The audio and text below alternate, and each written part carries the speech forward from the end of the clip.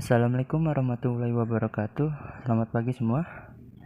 Di sini kami kelompok 2 ingin mempresentasikan materi kami yang berjudul Bangun Ruang Sisi Datar. Sebelum masuk ke pembahasan materi, saya akan memperkenalkan anggota-anggota dari kelompok 2 ini. Yang pertama ada Minta, yang kedua ada Syifa Fauziah, yang ketiga ada Fitri Handayani, yang keempat ada Miftah Fauzan Abdu, yang kelima ada saya sendiri Muhammad Tegar, dan terakhir ada Samrul Kolaso. Ya, lanjut saja ke materi ya. Di dalam bangun ruang sisi datar terdapat 4 jenis bangun ruang yang akan kami bahas. Yang pertama ada kubus, yang kedua ada balok, yang ketiga ada prisma, yang keempat ada limas. Saya Fitri Handayani, saya akan membahas mengenai kubus. Dari pengertiannya dulu ya, kubus merupakan sebuah bangun ruang beraturan yang dibentuk oleh 6 buah persegi yang bentuk dan ukurannya sama. Selanjutnya kita akan membahas mengenai unsur-unsur kubus. Yang pertama ada sisi atau bidang. Seperti yang kita ketahui bersama bahwa kubus memiliki 6 buah sisi yang semuanya berbentuk persegi. Apa aja sisinya? Yaitu ada A, B, C, D, sisi bawah, E, F, G, H, sisi atas, A, B, F, E, sisi depan, C, D, H, G, sisi samping kiri, dan A, D, H, E, sisi samping kanan. Selanjutnya yang kedua, yaitu rusuk. Rusuk kubus adalah garis potong antara dua sisi bidang kubus dan terlihat seperti kerangka yang menyusun kubus. Coba diperhatikan gambarnya lagi ya teman-teman. A, B, C, D, E, F, G, H memiliki 12 rusuk, yaitu AB, BC, CD, DA, EF, FG, GH, HE, AE, BF, CG, dan DH. Sambil dilihat gambarnya ya, untuk mempermudah pemahaman kalian. Selanjutnya ada titik sudut. Titik sudut adalah titik potong antara dua rusuk. Nah, dilihat lagi gambarnya. Di gambar, kubus memiliki 8 buah titik sudut, yaitu pada titik A, titik B, titik C, titik D, titik E, titik F, titik G, dan titik H. Selanjutnya yaitu diagonal kubus. Perhatikan gambar 8.3. Sama-sama kita belajar dulu mengenai diagonal bidang. Pada kubus di samping terdapat garis AF. Sudah dilihat ya, ada garis AF yang menghubungkan dua titik sudut yang saling berhadapan dalam satu sisi atau bidang. Nah, ruas garis tersebut yang AF itu dinamakan sebagai diagonal bidang. Selanjutnya ada diagonal ruang. Diperhatikan lagi ya kubus pada gambar 8.4.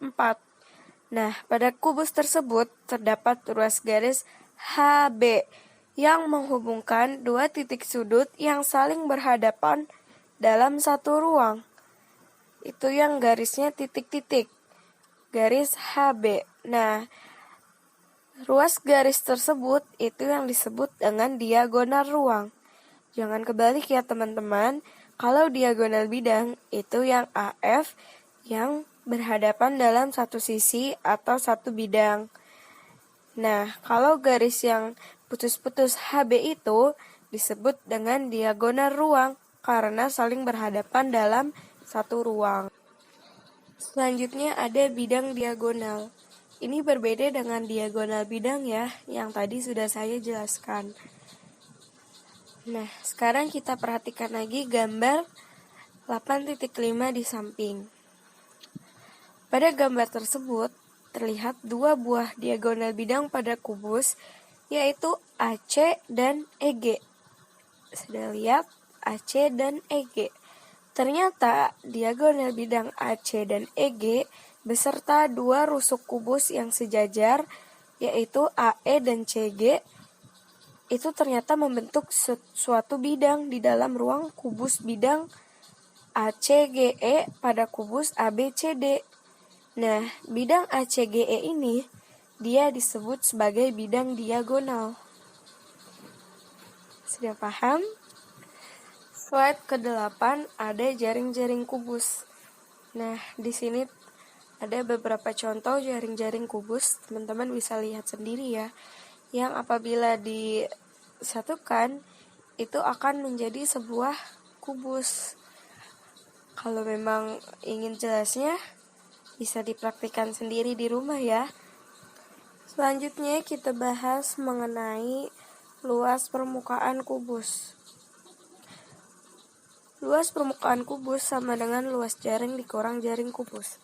Atau biasa kita merumuskannya dengan 6 dikali sisi kali sisi.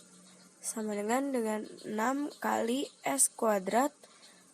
Atau luas permukaan kubus sama dengan 6S kuadrat. Jadi luas permukaan kubus dapat dinyatakan dengan rumus luas permukaan kubus sama dengan 6S kuadrat. Contoh soal, Sani ingin membuat kotak pernak-pernik berbentuk kubus dari kertas karton. Jika kotak pernak-pernik tersebut memiliki panjang rusuk 12 cm, tentukan luas karton yang dibutuhkan Sani. Jawab, luas permukaan kubusnya. Tadi gimana rumusnya? 6 dikali S kuadrat sama dengan 6 dikali 12 kuadrat sama dengan 72 cm. Jadi luas karton yang dibutuhkan Sani adalah 72 cm. Nah, pembahasan yang terakhir mengenai kubus ada volume kubus. Volume atau isi suatu kubus dapat ditentukan dengan cara mengalihkan panjang rusuk kubus tersebut sebanyak 3 kali. Sehingga volume kubus sama dengan panjang rusuk dikali panjang rusuk dikali panjang rusuk. Atau biasa dilambangkan dengan S kali S kali S sama dengan S pangkat 3. Contoh, jika luas sebuah kubus 169 cm, hitunglah volume kubus tersebut. Nah, di sini kan diketahui luasnya. Luas alas yang tadi rumusnya S kuadrat. Kita cari S-nya dulu ya, untuk dapat mencari volume. Nah, tadi luas alasnya S kuadrat. 169 cm sama dengan S kuadrat. S sama dengan akar dari 169 sama dengan 13 cm. Nah, S-nya kita udah dapat, sekarang kita cari volumenya. Volume sama dengan S pangkat 3. Tinggal yang tadi S-nya berapa? 13, berarti pangkat 3 hasilnya 2197 cm. Perkenalkan, nama saya Samrul Khulasoh. Di sini saya akan menjelaskan materi tentang balok. Yang pertama yaitu pengertian balok. Apa sih pengertian balok? Nah, balok merupakan sebuah bangun ruang beraturan yang dibentuk oleh 3 pasang persegi panjang yang masing-masing memiliki bentuk dan ukuran yang sama. Selanjutnya yaitu unsur-unsur balok. Unsur-unsur balok yang pertama yaitu sisi atau bidang. Sisi balok adalah bidang yang membatasi suatu balok. Kita lihat gambar 8.12 ya, atau gambar yang B. Nah, dari gambar terlihat bahwa balok ABCDEFGH memiliki 6 buah sisi berbentuk persegi panjang. Keenam sisi tersebut adalah ABCD yaitu sisi bawah, EFGH yaitu sisi atas, ABFE yaitu sisi depan, DCGH sisi belakang, BCGF yaitu sisi samping kiri, dan ADHE yaitu sisi samping kanan.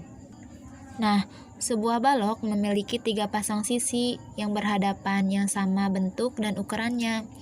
Ketiga pasang sisi tersebut adalah sisi ABFE dengan DCGH, sisi ABCD dengan EFGH, dan sisi BCGF dengan sisi ADHE. Kemudian unsur-unsur balok yang kedua yaitu rusuk. Nah, sama seperti kubus, balok pun memiliki 12 rusuk. Kita perhatikan lagi ya gambar 8.2 yang tadi secara seksama. Nah, rusuk-rusuk balok ABCD EFGH yaitu AB, BC, CD, DA, EF, FG, GH, HE, AE, BF, CG, dan HD. Kemudian unsur yang ketiga yaitu titik sudut.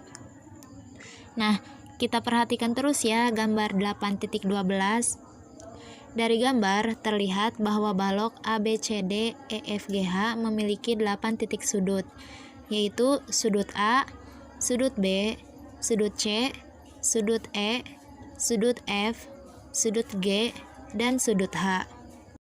Selanjutnya yaitu diagonal-diagonal balok. Diagonal balok yang pertama yaitu diagonal bidang. Kita perhatikan gambar 8.13 ya. Dari gambar, terlihat ada ruas garis AC yang melintang antara dua titik sudut yang saling berhadapan pada satu bidang, yaitu titik sudut A dan titik sudut C. Nah, ruas garis AC yang melintang tersebut disebut bidang diagonal balok. Kemudian yang kedua yaitu diagonal ruang. Kita perhatikan gambar 8.14 ya. Nah, dari gambar terlihat ada ruas garis CE yang menghubungkan dua titik sudut, yaitu sudut C dan sudut E pada balok ABCD EFGH. Ruas garis CE tersebut disebut diagonal ruang balok. Jadi, diagonal ruang terbentuk dari ruas garis yang menghubungkan dua titik sudut yang saling berhadapan di dalam suatu bangun ruang. Kemudian yang ketiga yaitu bidang diagonal. Nah, kita perhatikan gambar 8.15 ya. Dari gambar terlihat dua buah diagonal bidang yang sejajar, yaitu bidang diagonal HF dan bidang diagonal DB. Kedua diagonal bidang tersebut beserta dua rusuk balok yang sejajar, yaitu DH dan BF, membentuk sebuah bidang diagonal.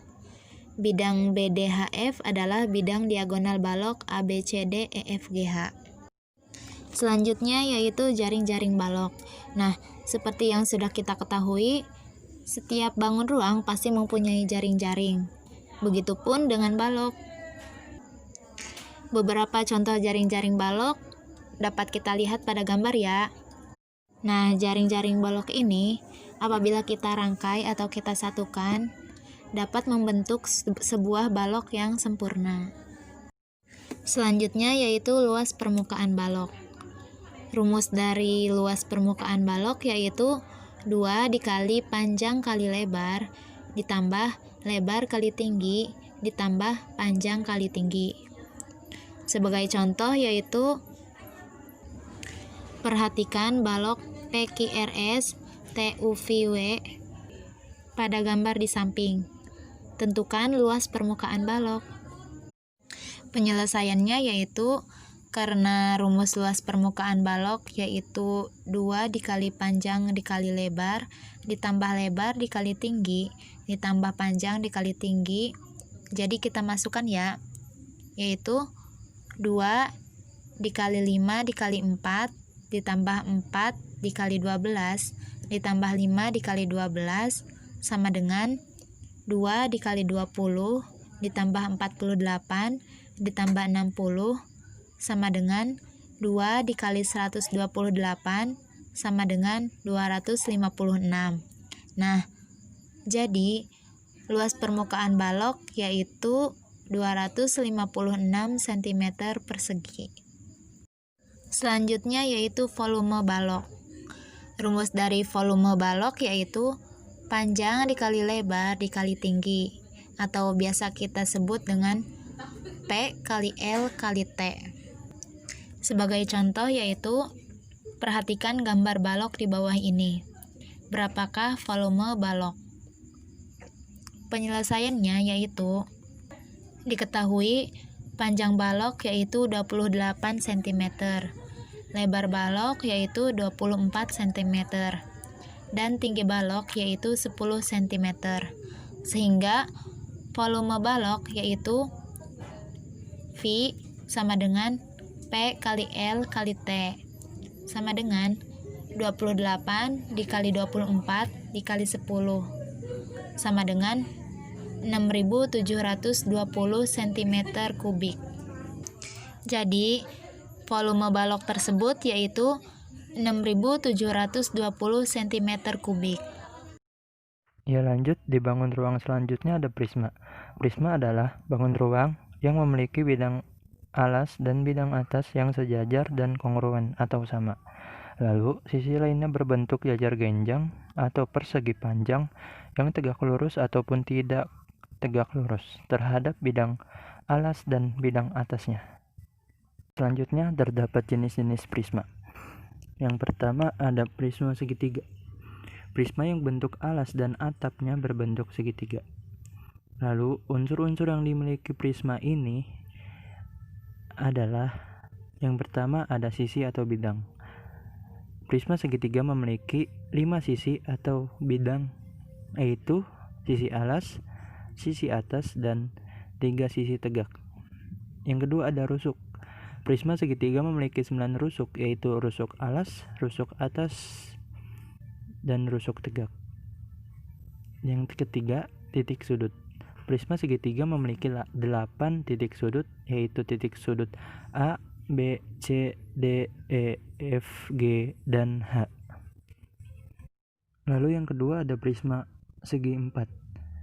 Prisma yang bentuk alas dan atapnya berbentuk segi 4. Lalu unsur yang dimiliki prisma segi 4 ini adalah yang pertama sisi atau bidang. Prisma segi 4 ini memiliki 6 sisi atau bidang, yaitu sisi alas, sisi atas, dan 4 sisi tegak. Yang kedua ada rusuk. Prisma segi 4 memiliki 12 rusuk, yaitu rusuk alas, rusuk atas, dan rusuk tegak. Yang ketiga ada titik sudut.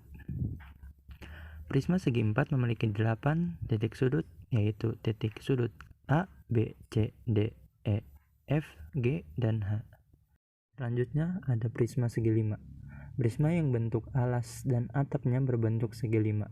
Unsur yang dimiliki prisma segi 5 ini adalah yang pertama ada sisi atau bidang. Memiliki 7 sisi atau bidang, yaitu sisi alas, sisi atas, dan sisi tegak. Lalu ada rusuk. Memiliki 15 rusuk, yaitu rusuk alas, rusuk atas, dan rusuk tegak. Dan yang terakhir ada titik sudut. Memiliki 10 titik sudut, yaitu titik sudut A, B, C, D, E, F, G, H, I, dan J. Dan yang terakhir ada prisma segi N. Untuk prisma ini kita bisa menggunakan yang pertama banyak sisi atau bidang prisma segi N sama dengan N ditambah 2. Yang kedua banyak rusuk prisma segi N sama dengan 3N. Yang ketiga banyak titik sudut prisma segi N sama dengan 2N. Selanjutnya ada volume prisma. Untuk menghitung besar volume prisma, kita bisa menggunakan rumus volume sama dengan luas alas dikali tinggi. Contoh, volume prisma segitiga berarti luas alas dikali T, berarti setengah dikali alas dikali T tinggi dikali T. Lalu contoh lainnya volume prisma segi 4, yaitu luas alas dikali T sama dengan P dikali L dikali T. Lalu untuk luas permukaan prisma. Untuk menghitung luas permukaan prisma, kita bisa menggunakan rumus luas sama dengan jumlah luas bidang-bidang sisinya. Berarti luas alas ditambah luas atas ditambah luas selubungnya. Dan di sini juga terdapat contoh soal tentang prisma segitiga.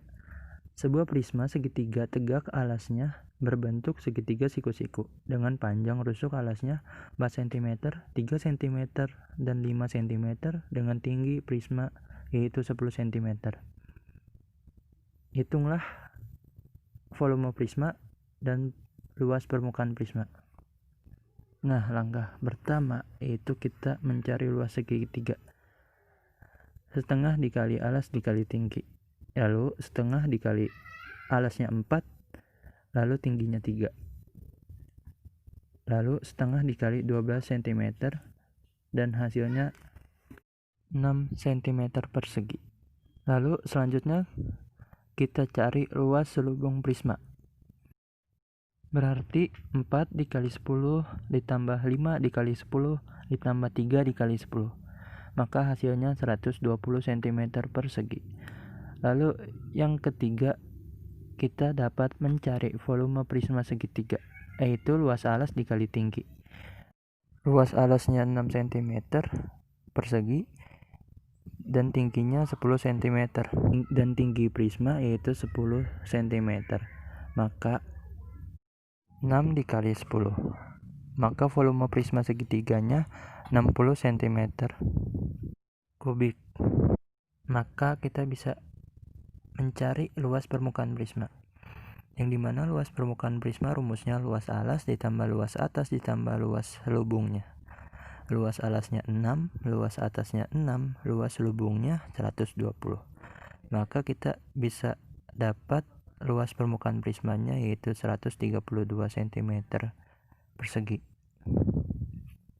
Perkenalkan, nama saya Siva Fauziah Faryani. Saya akan menyambung dari materi bangun ruang sisi datar, yaitu ada limas. Udah nggak aneh lagi kan dengar namanya, yaitu limas. Jadi limas itu merupakan suatu bangun ruang yang dibatasi oleh sebuah atau segi N. Jadi segi yang ke N. Atau segitiga-segitiga yang mempunyai titik puncak persekutuan di luar bidang segi banyak itu.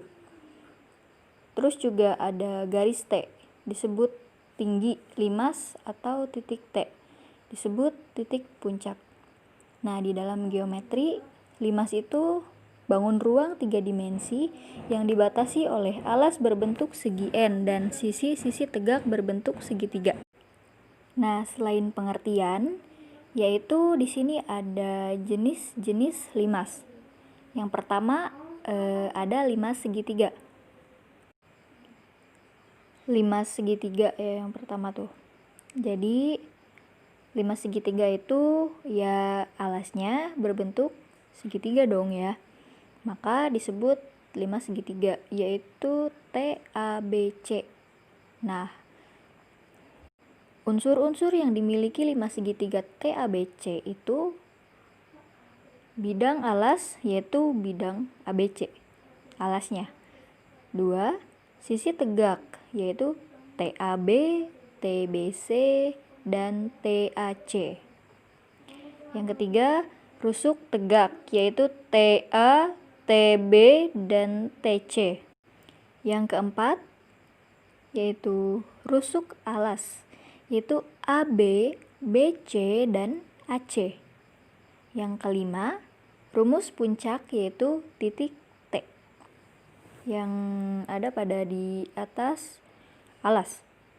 Yang terakhir yaitu garis tinggi. Nah, garis tinggi itu yaitu garis yang ditarik dari titik T dan tegak lurus bidang alas ABC. Jadi tegak lurus pada simetrinya. Selain limas segitiga, ada juga jenisnya yaitu limas segi 4. Kita misalkan TABCD karena alasnya berbentuk segi 4. Nah, unsur-unsur yang dimiliki limas ini adalah sebagai berikut. Yang pertama, bidang alas, yaitu ABCD ya. Yang kedua, sisi tegak, yaitu bidang TAB, TBC, TCD, dan TAD. Yang ketiga, rusuk tegak, yaitu TA, TB, TC, dan TD. Yang keempat, rusuk alas, yaitu AB, BC, CD, dan DA. Yang kelima, titik puncak ya selalu, yaitu titik T. Rata-rata titik puncak limas tuh biasanya dilambangkan dengan T. Yang terakhir yaitu garis tinggi, yaitu garis yang ditarik dari titik T dan tegak lurus pada bidang alas ABCD. Oke, lanjut ya. Limas segi 5 yang ketiga. Nah, kita misalkan dengan T, A, B, C, D, E. Karena alasnya berbentuk segitiga. Oh, bukan segitiga ini ya. Segi 5. Nah, unsur-unsur yang dimilikinya yaitu yang pertama bidang alas. Tentunya ya A, B, C, D, E. Terus yang kedua, sisi tegak, yaitu bidang TAB, TBC, TCD, TDE, dan TAE. Ketiga yaitu rusuk tegak, TA, TB, TC, TD, dan TE. Yang keempat, rusuk alas, yaitu AB, BC, CD, DE, dan AE. Yang kelima, titik puncak, selalu ya ini adalah ciri khas dari limas itu. Pasti memiliki titik puncak yaitu T. Yang terakhir yaitu garis tinggi, ya garis yang ditarik dari titik puncak titik T terus tegak lurus di bidang alas ABCDE di bidang segi 5. Nah, jenis-jenis yang terakhir yaitu ada limas segi N atau yang kesegi N, yang segi sekian. Segi 6, segi 7, segi 8, dan lain-lain. Nah, untuk limas segi N ini memiliki unsur-unsur. Yang pertama itu untuk bidang sisinya, maka sama dengan N plus 1. Nah, misalkan segi 6 ya, maka 6 plus 1. Maka bidang sisinya itu ada 6 tambah 1 yaitu 7. Lanjut ada titik sudut, sama ya ini juga. Misal segi 6, maka 6 tambah 1, maka titik sudutnya ada 7. Nah, yang terakhir untuk rusuk sama dengan 2N. Yang tadi segi 6, maka 2 kali 6, maka 12. Maka rusuknya ada 12. Lanjut ke rumusnya. Rumus limas, ini yang pertama ada volume. Kita bisa mencari volume, kita bisa mencari luas permukaannya. Ini yang pertama ada volumenya dulu ya. Untuk mencari besar volume limas, maka rumusnya 1/3 dikali luas alas kali T kuadrat. T itu tinggi ya. Tinggi itu jadi garis tinggi, jadi garis yang ditarik, dari titik T dan tegak lurus pada bidang alas. Itu yang dimaksud dengan T. Nah, selain volume ada juga luas permukaan limas. Rumusnya yaitu jumlah luas bidang-bidang sisinya. Gitu. Ini yang terakhir ada contoh soal. Nih soalnya ya. Suatu limas segi 4 alasnya berbentuk persegi dan volumenya 1350 cm3. Apabila tinggi limas tersebut 18 cm, tentukan panjang sisi alasnya. Jadi ini yang diketahuinya itu volume dan tinggi. Sedangkan yang ditanyakannya itu adalah sisi alasnya ya. Nah, rumusnya yaitu yang tadi volume. Tadi mohon maaf ya, agak ada keliru. Jadi bukan T kuadrat, jadi T aja. Ini tipe ini, tinggi. Jadi rumusnya itu volume sama dengan setengah kali luas alas kali tinggi. Nih kan volumenya udah diketahui. Dan tingginya juga. Nah, tinggal kita mencari sisi alas. Maka terlebih dahulu, berhubung di sini nggak ada sisi alas, jadi kita mencari luas alasnya dulu, baru kita mencari panjang sisi alasnya. Nah, yaitu V sama dengan 1/3 kali LA atau luas alas kali tinggi. tingginya 18. Jadi V 1350 sama dengan 1/3 kali LA kali 18. Lalu 1350 sama dengan, nah ini bisa dikali ya, 1/3 dikali 18, jadi 6 kali LA. Lalu kita bisa mencari LA di sini dengan membagi 1350 dibagi 6, yaitu 225 cm kubik. Maaf, bukan kubik, persegi ya, soalnya luas.